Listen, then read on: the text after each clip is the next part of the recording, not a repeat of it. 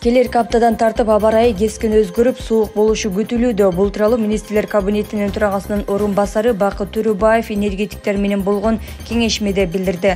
Өкмөттүн маалымат кызматы билдиргендей, Төрөбаев энергетика министри Таалайбек Ибраевга жылытуу мезгилинде электр энергиясын үзгүлтүксүз берүү тапшырмасын берген. Ошондой эле өлкөнүн 7 облусундагы бардык электр тармактары ишканалары алдыда күтүлүп жаткан суукка даяр туруу керектигин эскертти. Келерки аптадан тартып аба ырайы кескен өзгөрүшү күтүлүүдө. Андыктан бүгүндөн тартып Кыргызстандын бардык электр тармактары ишканалары ар түрдүү чыңалуудагы көмөк чордондордун жана электр чубалгыларын ишенимдүү түрдө дыккат көзөмөлгө алыңыздар, деди Төрөбаев. Мындан тышкары ал акылдуу электр эсептегичтерди көбөйтүү зарылдыгын билдирип, муну менен электр кубатынын жоголотулганын алдын алуу жана азайтууга болорун айткан.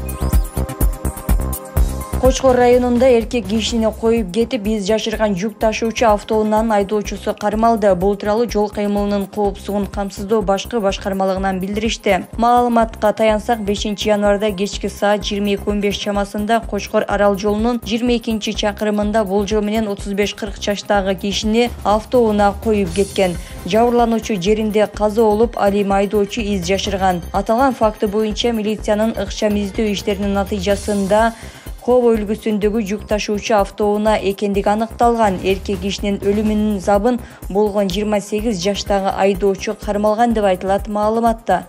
Жол кыймылынын коопсуздугун камсыздоо башкы башкармалыгы жол кырсыктарынын себепкери жана из жашырып кеткендер кылмыш жаза кодекси боюнча жоопко тартыларын эскертет.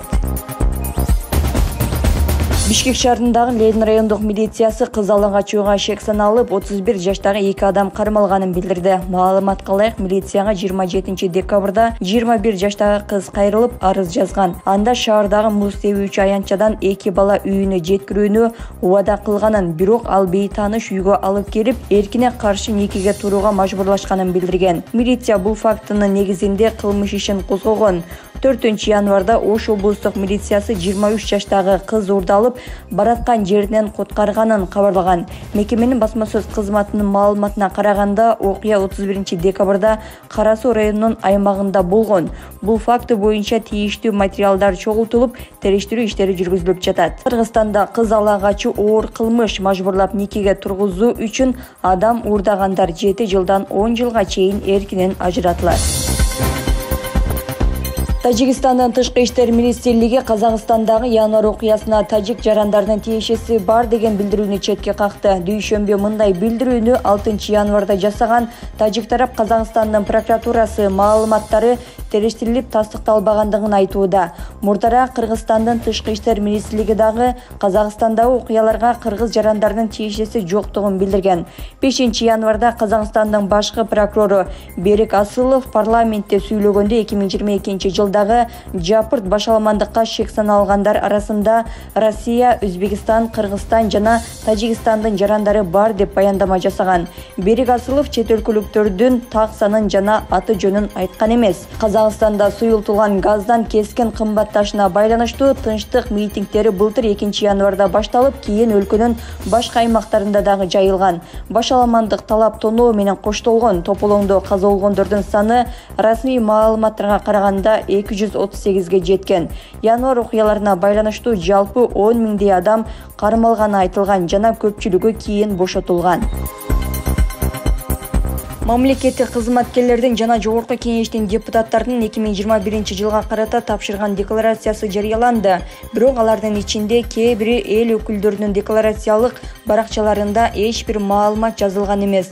Муну салык кызматы алар декларациясы 0 көрсөткүч менен тапшырган деп түшүндүрдү. Башкача айтканда, киреше-чыгашасын эйлик кылуу мүлктөрү боюнча ачыктагысы келген эмес. Жакын туугандары тууралуу дагы маалымат жок. Мал мүлкүн көрсөтпөгөн депутаттар Медир Алиев, Динара Ашимбаева, Фархат Исмаилов, Адахан Мадымаров, Элдар Сулайманов жана Камила Талиева. Кече 5-январда саат 19:03 чамасында Ош облусунун аймагында учогунда күчү 4 балга жеткен жер титирөө катталды. Бул тууралуу сейсмология институтунан билдиришти. Маалыматка ылайык, жердин силкинүүсү Карагулжа районунун Көк Арт жана Канкургун айылдарында 3 балга чейин сезилген. Жер титирөөдөн жабыркагандар жана кыйроолор катталган жок. Нарын облусунун Кочкор районунда Аксакалдар кеңешинин арызынын негизинде жерди мыйзамсыз басып алууга шек саналган уюшкан кылмыштуу топтун мүчөсү кармалды. Бул тууралуу УКМКдан билдиришти. Райондук Аксакалдар кеңешинин жамааттык арызынан улам козголгон кылмыш иштин натыйжасында 100 гектардан ашык жерди жеке жактарга кайра сатуу максатында өзү билемдик менен ээлеп алган жаран кармалган.